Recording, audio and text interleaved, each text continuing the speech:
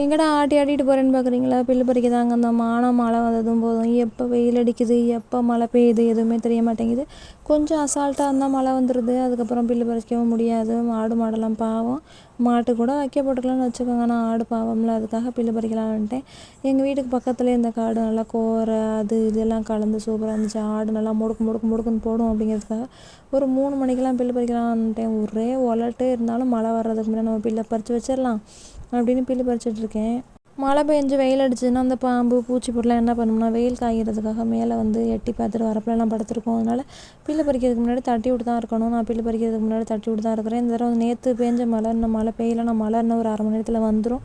அதுக்கு முன்னாடியே பில்லு பறிச்சிடலாம் அப்படிங்கிறதுக்காக பில்லு பறிக்கலாம்னு வந்தேன். வெள்ளாடை பொறுத்த வரைக்கும் ஒரு நாள் பில்லு வச்சு பறிச்சுக்கிட்டோம் அப்படின்னா அடுத்த நாள் கூட வச்சுக்கலாம். அதுக்கு அடுத்த நாள்லாம் வச்சுக்க முடியாது. ஏன்னா பில்லு பழுத்து போயிடும். நம்ம என்ன தான் பாதுகாப்பாக வச்சுருந்தாலும் பில்லு பழுத்துச்சுன்னா வெள்ளாடு வந்து திங்கவே திங்காது. கத்திக்கிட்டே கூட பட்னியாக கிடக்குமோ தவிர பில்லு வந்து மோந்து கூட பார்க்காது. டெய்லி பில்லு பறிச்சே ஆகணும். காடுக்கும் வீட்டுக்கும் பக்கத்தில் இருக்கிறதுனால நான் வந்து டெய்லி பில்லு பறிச்சிடுவேன்.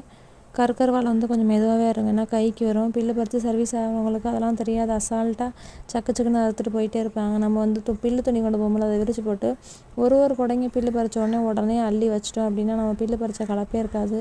மொத்தமாக பில்லுலாம் ஒரு 4-5 குடைங்க பறிச்சுட்டு அதுக்கப்புறம் நம்ம பில்லு அள்ளி வச்சோம்னா ரொம்ப டயர்டாக இருக்கும். ஏன்னா வேர்த்து பூத்து அதுக்கப்புறம் அள்ளி வச்சு கட்டுறப்ப எப்பா என்னடா இது அப்படிங்கிற மாதிரி இருக்கும். நான் வந்து ஒரு குடைங்க பில்லு பறித்த உடனே அள்ளி வச்சிருவேன். அப்போ தான் எனக்கு ஈஸியாக கட்டுறதுக்கும் ஈஸியாக இருக்கும்.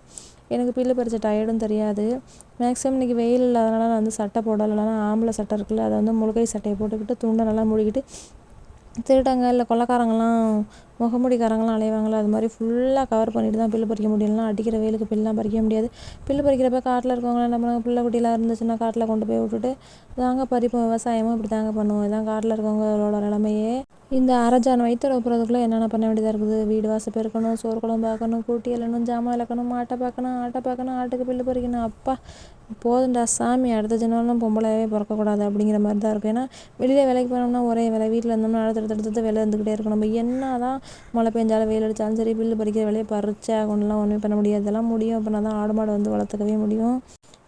மாடோ விற்கிறப்ப வாங்குறப்ப காசை பார்க்குறப்ப ஆசையாக தான் இருக்கும்.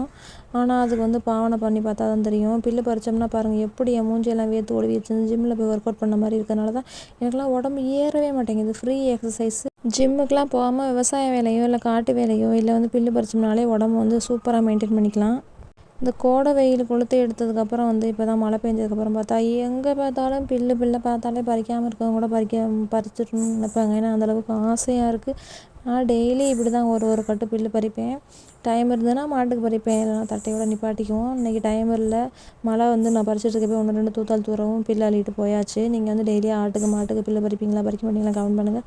தூக்கத்தக்கெல்லாம் பறிப்பேன். கருக்கருவாலை உள்ள சொருவிட்டு இந்த தடவை வந்து முளைக்குச்சி அடிக்கலாம் அப்படிங்கிறதுக்காக எடுத்து வந்து வச்சுட்டேன். நானே தூக்கிடுவேன் பில்லு. ரொம்ப பறிச்சிட்டு அப்படின்னா தூக்க முடியாது. இந்த பில்லை வந்து என்னால் முடிஞ்ச அளவுக்கு ட்ரை பண்ணி பார்க்குறேன்.